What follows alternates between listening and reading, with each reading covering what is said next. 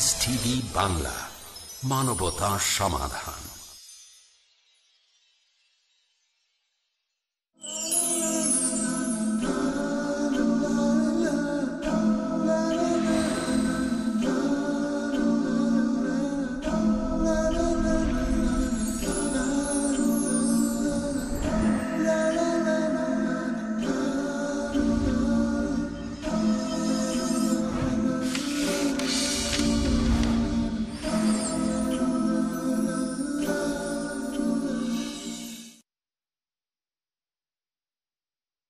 আসসালামু আলাইকুম ওয়া রাহমাতুল্লাহি ওয়া বারাকাতুহু।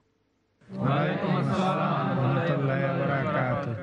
আলহামদুলিল্লাহি রাব্বিল আলামিন, ওয়াসসালাতু ওয়াসসালামু আলা আশরাফিল আমবিয়া ওয়াল মুরসালিন, নবিয়িনা মুহাম্মদ ওয়া আলা আলিহি ওয়া সাহবিহি আজমাইন, আম্মা বাদ। ওয়া আন আবি হুরায়রা রাদিয়াল্লাহু তাআলা আনহু আন্না রাসূলুল্লাহ সাল্লাল্লাহু আলাইহি ওয়াসাল্লাম قال والذي نفسي بيده لقد هممت أن آمر بحطب فيحتطب ثم آمر بالصلاة فيؤذن لها ثم آمر رجلا فيؤم الناس ثم أخالف إلى رجال لا يشهدون الصلاة فأحرق عليهم بيوتهم متفق عليه واللفظ للبخاري। ফরজ সালাতের বিধান, এর গুরুত্ব তাৎপর্য, জামাত সহকারে আদায় করার এবং ইমামতির বিভিন্ন বিধান নিয়ে যে আমাদের অধ্যায় শুরু হয়েছে। গত পর্বে আমরা শুরু করেছিলাম, বাকিটুক আমরা পূরণ করব ইনশাআল্লাহ। আল্লাহর নবী আলাইহিস সালাম ফরজ সালাত জামাতে আদায় করার ব্যাপারে 27 বা 25 গুণের সোয়াব বেশির কথা বলেছেন একাকী আদা করার চাইতে। এই হাদিসা আবু হুরায়রা রাদিয়াল্লাহু তাআলা থেকে বর্ণিত। তিনি বলেন, আল্লাহর নবী আল্লাহর কসম খেয়ে বললেন, ওই মহান আল্লাহর সত্তার কসম যার হাতে আমার জীবন, লাকাদ হামামতু আন আমুরা বিহাতাবিন ফায়হতাতাব। আল্লাহর নবী বললেন, আমার ইচ্ছা হয়েছিল যে আমি একদল মানুষকে কাঠখড়ি জমা করার জন্য, সংগ্রহ করার জন্য নির্দেশ করি। সুম্মা আমুরা বিসসালাহ ফায়ুআযান লাহা, এরপরে সালাত আদায় করার জন্য, আজান দেওয়ার জন্য আমি নির্দেশ করি। সুম্মা আমুরা রাজুলান ফায়াউম্মান নাস, এরপরে নির্দেশ করি একজনকে যারা এসে গেছে তাদেরকে নিয়ে সালাত যেন আদা করে। এরপরে যারা এশার সালাতে হাজির হয় নাই, ফাউহাররিকা আলাইহিম বুয়ুতাহুম, তাদের বাড়িগুলিকে জ্বালিয়ে পুড়িয়ে ছাই করে দিই। আল্লাহর নবী এই তার ক্ষোভ, তার রাগ তিনি প্রকাশ করলেন, যারা সালাত এশা আসে নাই এদের বাড়িগুলিকে জ্বালিয়ে দিই। ওয়াল্লাযী নাফসি বিয়াদিহি, যার হাতে আমার জীবন, তার কসম।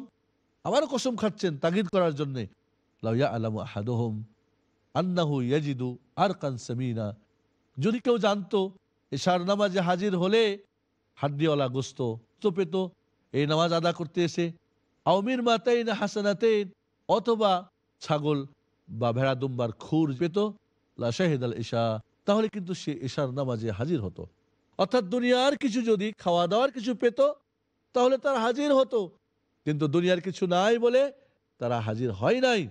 আল্লাহর নবী আলাইহিস সালাম সালাত জামাত সহকারে আদায় না করার কারণে তাদের বাড়িগুলিকে জ্বালিয়ে দিতে চাইলেন।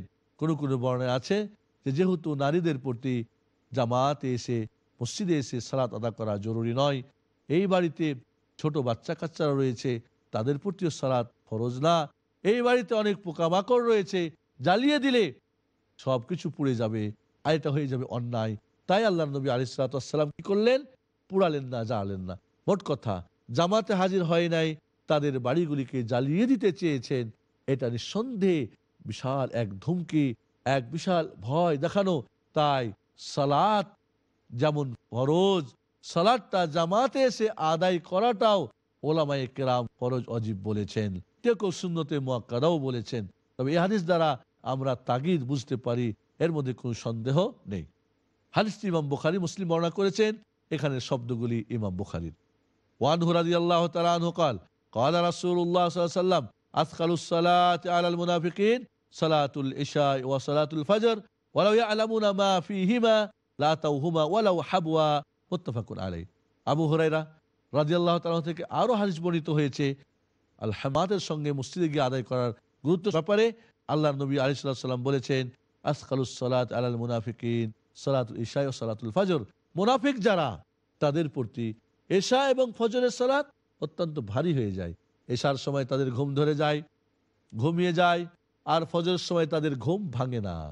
আল্লাহর নবী আলাইহিস সালাতু ওয়াস সালাম এশার আগে ঘুমিয়ে যাওয়া পছন্দ করেন নাই, আর এশার পরে কথাবার্তা পছন্দ করে নাই, কারণ আলাপ সালাপ করলে দেরি হয়ে শুইলে ফজরের সময় ঘুম ভাঙবে না। তাই মুনাফিকদের আলামতের একটি আলামত হলো কি, তাদের জন্যে এশার সালাত এবং ফজরের সালাত ভারী হয়ে যায়। বলছিলাম এশার সালাত ভারী হয় কেন? ঘুম ধরে, ঘুমিয়ে যায়, গুরুত্ব থাকে না, আর ফজরের সালাতে ঘুম ভাঙে না। আল্লাহ নবী বলেন ওয়ালাউ ইয়ালামুনা মা ফিহিমা, যদি তারা জানতো এই দুই ওয়াক্ত সালাতে কি ফজিলত রয়েছে, এর কি গুরুত্ব ও তাৎপর্য রয়েছে, এটা জামাতের সঙ্গে আদায় করলে এর কতটুক ফায়দা রয়েছে, লা তাউহুমা ওয়ালাউ হাবওয়া, তাহলে তারা হামাগুড়ি দিয়ে, ছোট বাচ্চারা যখন দুই হাঁটু দুই পা দিয়ে হাঁটে, এই হামাগুড়ি দিয়ে হলেও, হাবুয়ার অর্থ কে বলেছে যে পিছনের ওপরে ভর দিয়ে ছেঁচড়িয়ে ছেঁচড়ে এসে হলেও সে ইশার জামাতে, ফজরের জামাতে হাজির হতো মুনাফিক যারা। এই জন্য বন্ধুগণ মনে রাখতে হবে, মুনাফিক তো দুই প্রকার। একটা বড় মুনাফিক যাদের অন্তরে ভিতরে কুফরি, বাইরে প্রকাশ করে আর তারা মুসলমান, বাহ্যিক সবকিছু ঠিক আছে কিন্তু ভিতরে কুফরি, কাফের মুশরিককে ভালোবাসে, এটা হলো বড় মুনাফিক, এদের জন্য বড় শাস্তি রয়েছে।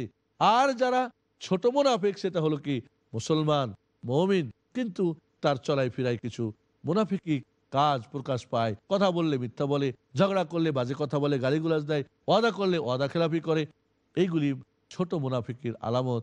কিন্তু বড় মুনাফিক যারা, এটা মারাত্মক। ইন্নাল মুনাফিকিনা ফি দারকিল আসফালি মিনান নার, যারা বড় মুনাফিক তাদের জাহান্নামের সবচেয়ে নিচু স্থান হবে। এই জন্যে বাইরে একটা ভিতরে একটা, ইমানের ক্ষেত্রে অথবা আমলের ক্ষেত্রে বলার ক্ষেত্রে এগুলির জন্য আমরা খেয়াল রাখি। ছোট মুনাফিকের যে আলামত সেগুলো থেকে আমরা যেন বিরত থাকি, এটা আমাদের করণীয় হবে, আমাদের দায়িত্ব হবে। এই হাদিসটি ইমাম বুখারী এবং মুসলিম বর্ণনা করেছেন। ওয়ানহু ক্বাল আতান নবিয়্য সাল্লাল্লাহু আলাইহি ওয়াসাল্লাম রাজুলুন আমা ফাকালা ইয়া রাসূলুল্লাহ ইন্নাহু লাইসা লি কাঈদ ইয়াকুদুনি ইলাল মসজিদ ফারাখাসা লাহু ফালাম্মা ওয়াল্লা দাআ ফাকাল হাল তাসমাউন নিদা বিস-সালাহ ক্বালা নাম ক্বালা ফাআজিব, রাওয়াহু মুসলিম। আবু হুরায়রা রাদিয়াল্লাহু তাআলা থেকে আরো বর্ণিত হয়েছে, একজন অন্ধ মানুষ আল্লাহ রাসূলের কাছে এসে হাজির হয়ে বললেন, ইয়া রাসূলুল্লাহ, আমাকে মসজিদ পর্যন্ত ধরে ধরে টেনে টেনে পৌঁছাবে এই ধরনের আমার কেউ নাই, আমার জন্য কি জামাতে হাজির না হয়ে, মসজিদে হাজির না হয়ে বাড়িতে সালাত আদায় করা জায়েজ আছে, রুখসাত আছে, অনুমতি আছে? আল্লাহর নবী ফারাখাসা লাহু, আল্লাহর নবী তাকে অনুমতি দিয়ে দিলেন, যাও তুমি অন্ধ মানুষ, যেহেতু তোমাকে কেউ মসজিদে নিয়ে আসার মতো নেই ধরে, তাহলে তুমি বাড়িতেই সালাত আদায় করবে। ফালাম্মা ওয়াল্লা দাআ, এই লোকটি অন্ধ ব্যক্তি এবার অনুমতি পেয়ে এবার বাড়ির দিকে ফিরে যাচ্ছেন। ওই লোকটিকে আল্লাহ নবী ডেকে বললেন, ফাকাল হাল তাসমাউন নিদা বিস-সালাহ, তুমি কি সালাতের আজান শুনতে পাও? বললেন কালা না, বললেন হ্যাঁ আজান তো শুনতে পাই, চোখে দেখতে না পেরে কান তো ঠিক আছে, আমি আজান তো শুনতে পাই হে আল্লাহ রাসূল সাল্লাল্লাহু আলাইহি সাল্লাম। কালা ফাআজিব, আল্লাহ নবী বললেন তাহলে তুমি ওই আজানের উত্তর দিবে। তাহলে একজন অন্ধ ব্যক্তি, সে মসজিদে একাকে আসতে পারে না, তাকে কেউ নিয়ে আসার মতো নেই, সাহায্য করার মতো, তারপর আল্লাহ নবী আলাইহিস সালাতু ওয়াস সালাম বললেন তুমি ওই আজানের উত্তর দিবে। এর দ্বারা ওলামায়ে কেরাম বলেছেন, মুহাদ্দিসিনে কেরাম বলেছেন, যেটা ওয়াজিবের পর্যায়ে হয়ে গেল। একটা অন্ধ মানুষের জন্য যদি বাড়িতে ফরজ সালাত জামাত ত্যাগ করে আদায় করা জায়েজ না হয়, তাহলে একজন ভালো সুস্থ মানুষের জন্য কিভাবে জায়েজ হতে পারে? বিনা ওজরে, বিনা কোনো কারণে, শরীয়তের কোনো ওজর ছাড়া, মসজিদ ছাড়া বাড়িতে সালাত আদায় করা তা মোটেই উচিত হবে না, এটা আমাদেরকে মনে রাখতে হবে। وعن ابن عباس رضي الله تعالى عنهما عن النبي صلى الله عليه وسلم قال من سمع النداء فلم يأتي فلا صلاة له إلا من عذر، رواه ابن ماجه والدارقطني وابن حبان والحاكم وإسناده على شرط مسلم لكن رجح بعضهم وقفا। আব্দুল্লাহ ইবনে আব্বাস রাদিয়াল্লাহু তাআলা থেকে বর্ণিত, তিনি বলেন, তিনি নবী সাল্লাল্লাহু আলাইহি ওয়াসাল্লাম থেকে বর্ণনা করেন, রাসূল সাল্লাল্লাহু আলাইহি ওয়াসাল্লাম বলেছেন, যে ব্যক্তি আজান শুনলো কান দিয়ে, ফালাম ইয়াতি, সে আজান শুনে মসজিদে জামাতে সালাত আদায় করার জন্য আসলো না, ফালা সালাত লাহু, তাহলে তার সালাতই হবে না, ইল্লা মিন উযরিন, তবে কাউরি যদি ওজর থাকে, কাউরি যদি ওজর থাকে তাহলে সেটা ভিন্ন কথা। তাহলে এই হাদিস দ্বারা আমরা বুঝতে পারলাম ওজর ছাড়া কেউ যদি সালাত আদা করে বাড়িতে জামাত ত্যাগ করে, তাহলে তার সালাতই হবে না। এই হাদিসটি ইমাম ইবনে মাজা, দারাকুতনি, হাকিম বর্ণনা করেছেন। একটি ছোট্ট বিরতির পরে আপনাদের কাছে আবারও ফিরে আসব। ততক্ষণ আপনারা আমাদের সঙ্গে থাকুন। ধন্যবাদ আপনাদেরকে। আসসালামু আলাইকুম ওয়া রাহমাতুল্লাহি ওয়া বারাকাতুহু। আমি মোহাম্মদ বদরুদ্দোজা নদভী। আপনারা দেখছেন piece TV Bangla.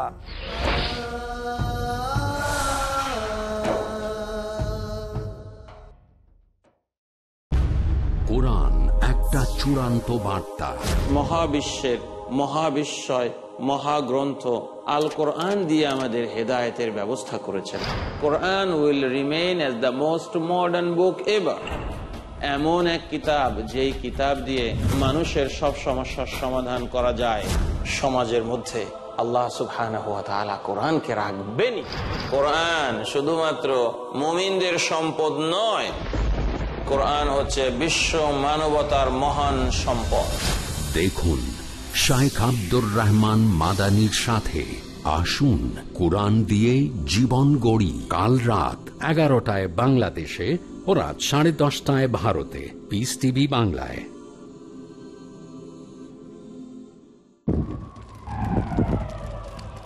Dialogue. Discussion. Debate. Rebuttal. Conclusion. Eliminate misconceptions about religion. Get enlightened. Witness Dr. Zakir Naik in a battle of words.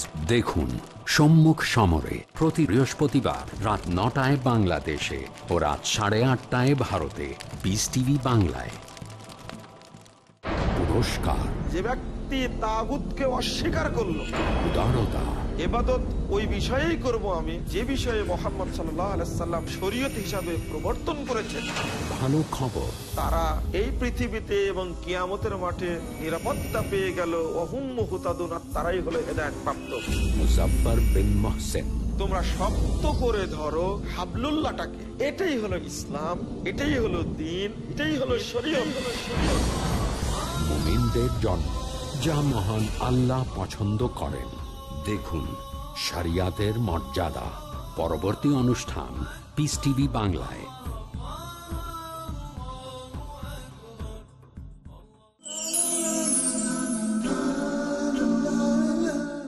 আসসালামু আলাইকুম ওয়া রাহমাতুল্লাহি ওয়া বারাকাতুহু। ওয়া আলাইকুম আসসালাম ওয়া রাহমাতুল্লাহি ওয়া বারাকাতুহু।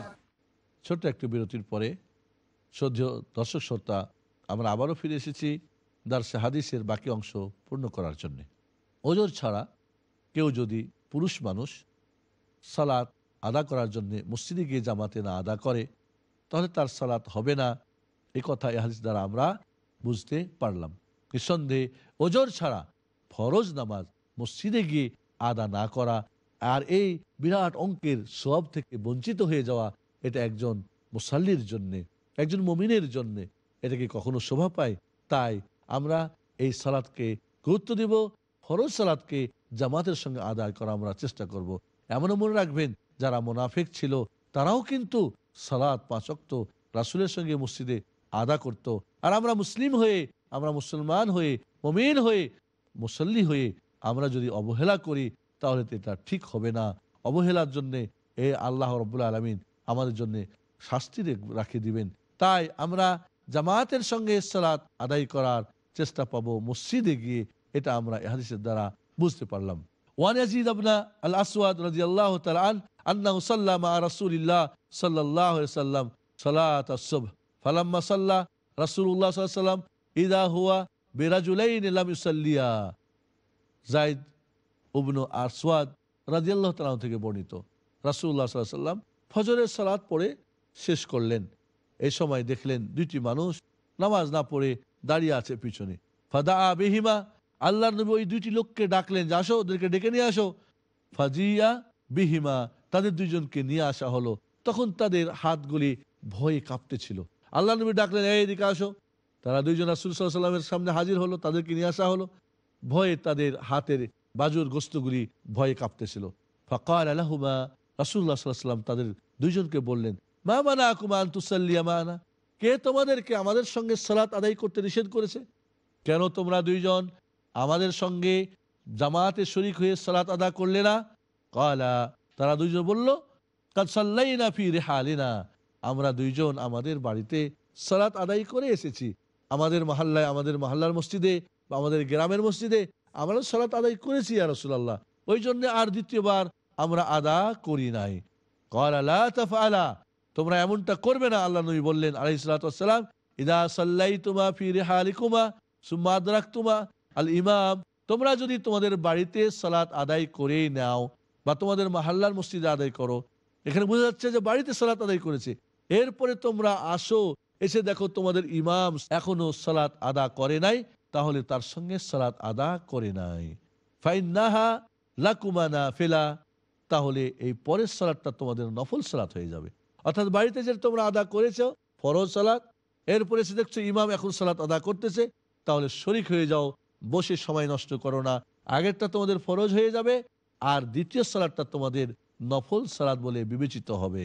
এইভাবে বসে থেকে দাঁড়িয়ে থেকে সময় নষ্ট করা ঠিক হবে না। তাহলে বোঝা গেল, একবার যদি কেউ ফরজ সালাত আদায় করে নাই নিজের মসজিদে বা মহল্লায় বা বাড়িতে যদি করে নিয়ে থাকে, আর মসজিদে গিয়ে দেখে ইমাম এখনো সালাত আদায় করেন নাই, তাহলে তাদের সঙ্গে শরীক হয়ে সালাত আদা করবে। দ্বিতীয় সালাতটা তাদের জন্য নফল সালাত বলে বিবেচিত হবে।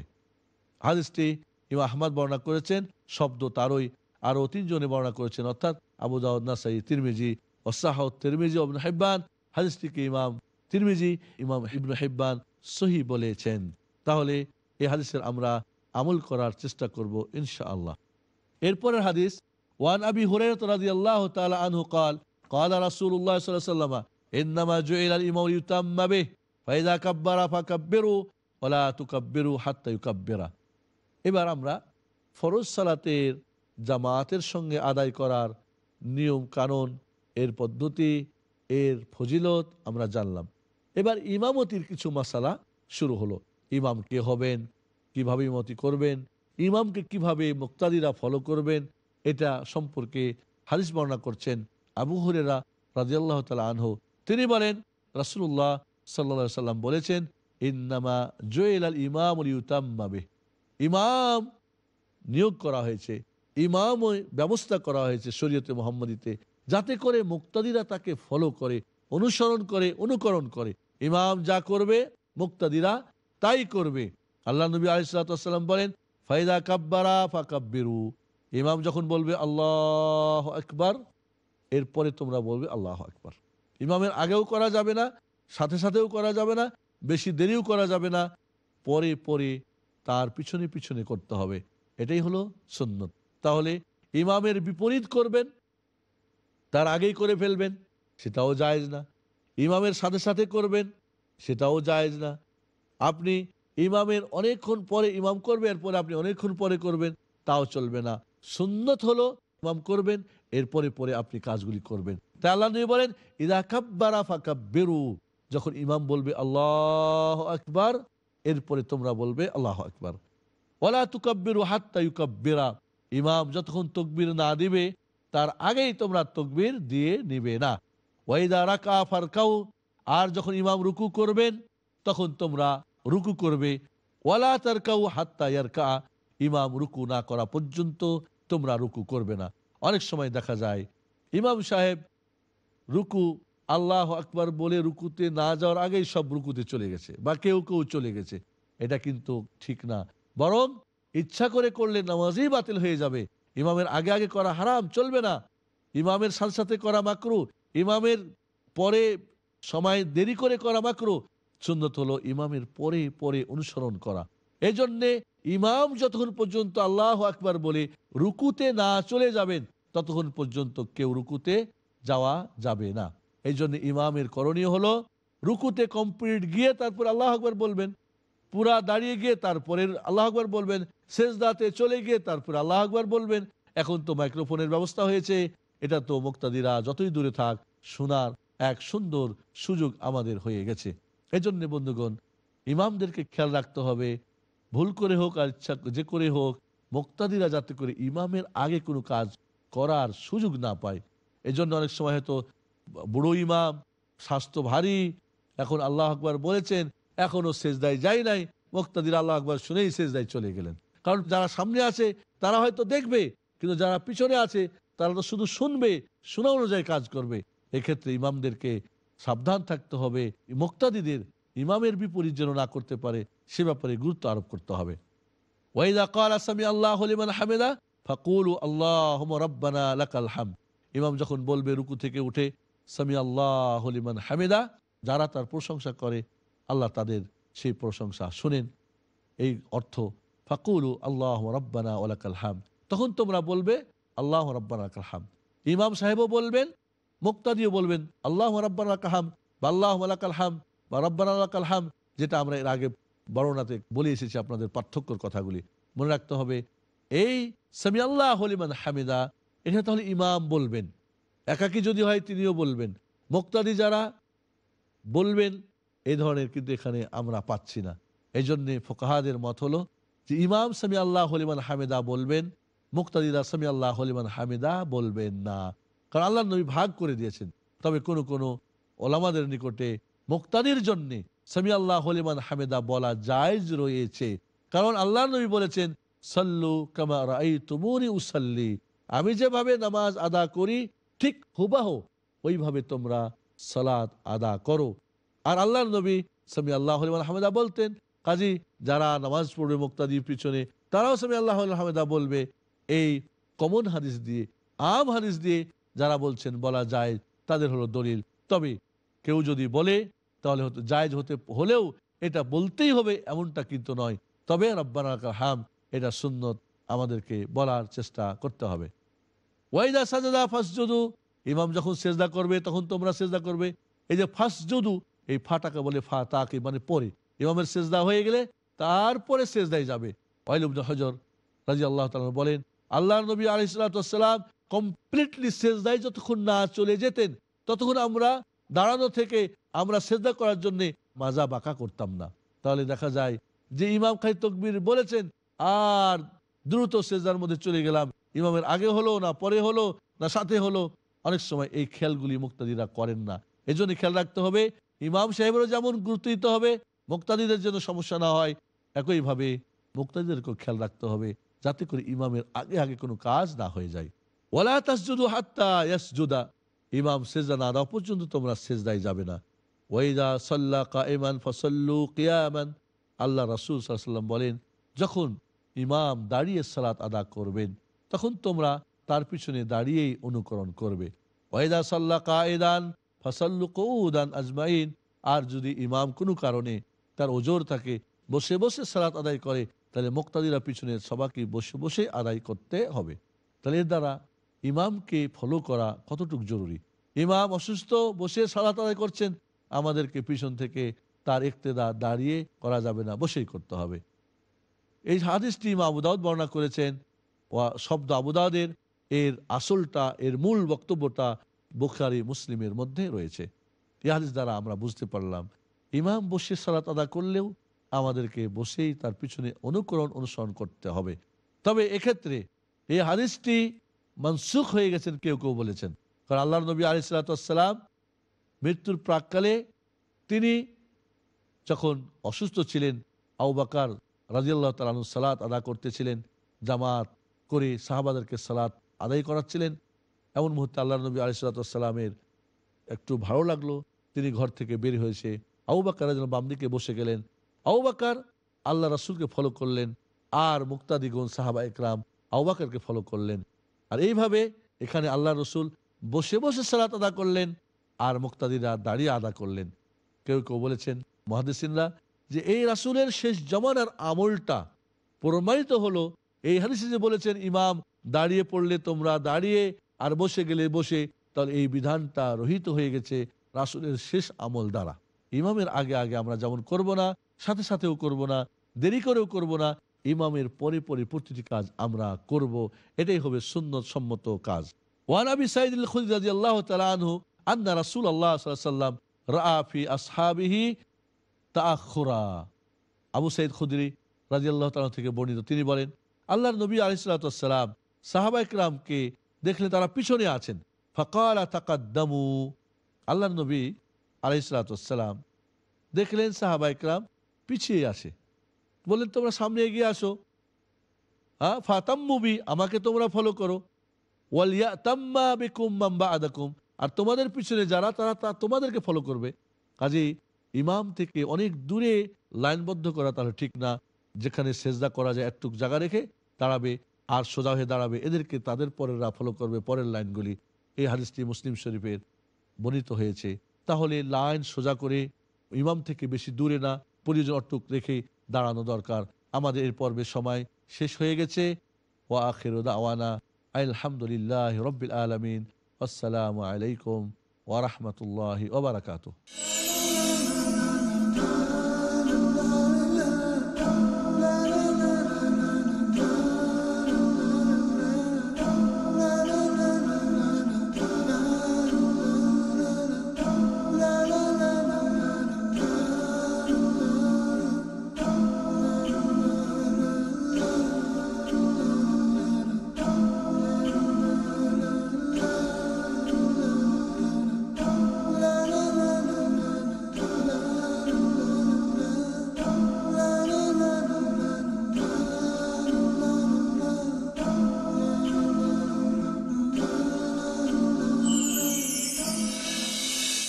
শাইখ আব্দুর রাজ্জাক। কালের কসম, নিশ্চয় মানুষ ক্ষতির মধ্যে নিমজ্জিত। খুঁজতে হবে বাঁচার উপায়। বিড়ি, তামাক, জর্দা, সিগারেট, গরু, এগুলি সব নেশাদার দ্রব্য। করতে হবে ইবাদতের হক আদায়। প্রত্যেক যে খেলাতে টাকার হারজিত থাকে সেটাই হচ্ছে জুয়া। পিতামাতার সাথে অবাধ্য চলা, পুরুষের বেশ ধরা, নারী এটা হচ্ছে অশ্লীল কাজের চাবি। আল্লাহর কাছে অপছন্দ কাজ নষ্ট করতে পারে আমাদের ঈমান। দেখুন কিছু নিষিদ্ধ আমল, প্রতি বুধবার রাত 12টায় বাংলাদেশে ও রাত 11:30টায় ভারতে, পিস টিভি বাংলায়। যা মানুষকে আখিরাতমুখী করে। আল্লাহ তাআলা চান মানুষ যেন আখিরাতে প্রতিযোগিতা লিপ্ত হয়ে যায়। যা পার্থিব লোভকে হ্রাস করে। বেশি বেশি পাওয়ার নেশা, বেশি বেশি পাওয়ার আগ্রহ তোমাদেরকে অতি ব্যস্ত করে ফেলবে। যা দ্বীন ও দুনিয়াবী পরীক্ষায় সফলতা দান করে। আল্লাহ তাআলা আমাদেরকে সম্পদ দিয়ে পরীক্ষা করেন, সম্পদ নিয়ে পরীক্ষা করেন। যা আত্মসমীক্ষায় অনুপ্রাণিত করে। আমি পুরো সময়, পুরো এনার্জি, পুরো চিন্তা, পুরো সংগ্রাম সাধনা যা কিছু করলাম, কোনটা অর্জন করার জন্য করলাম। জানুন কেমন করে অর্জন করা যায় আল্লাহর অনুগ্রহ। অন্তরে আল্লাহ ভীতি সৃষ্টিকারী হাদিস সমূহ। কাল রাত 10টায় বাংলাদেশে আর রাত 9:30টায় ভারতে, পিস টিভি বাংলায়।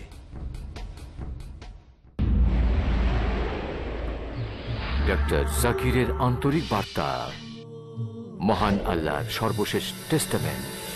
এটি মানবজাতির প্রতি আহ্বান, দয়া এবং জ্ঞানের ঝর্ণাধারা, বিপদগামীদের পথপ্রদর্শক, অসচেতনের প্রতি সতর্ক, যারা সন্দিহান তাদের জন্য নিশ্চয়তা, দুঃখীদের জন্য সমাধান, যারা হতাশ তাদের জন্য আশা।